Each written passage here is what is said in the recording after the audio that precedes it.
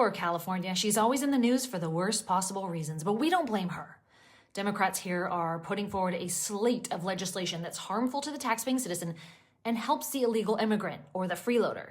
There's a new bill on the table that would further tax us hardworking Californians to pay for legal defenses for illegal aliens facing deportation proceedings, with priority given to the ones already in detention.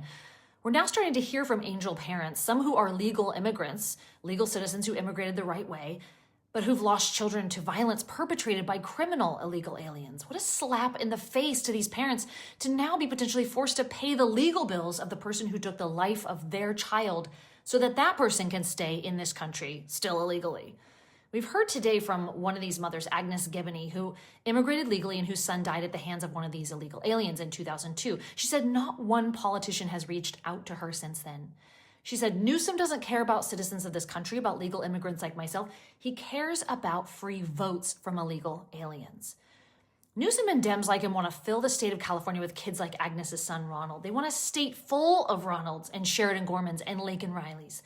They don't want our kids to be safe. They want a sanctuary state filled with these kinds of illegals, and they want to reward them then with our money so that they get protected. They get the lawyers. They get the priority and the benefits.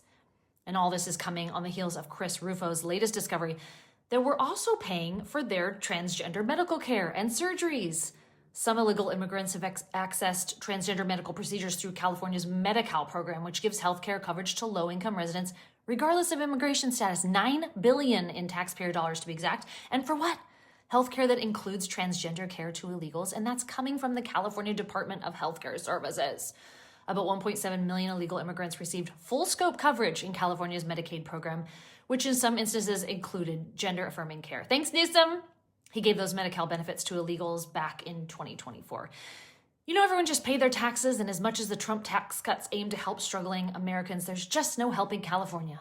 When we have leadership like this, spending all day, every day, finding new ways to tax us, and then turning around and giving that money to non-citizens. Insanity. And nothing will change unless we elect a Republican as our next governor and get these citizen-hating Dems out of office in our state.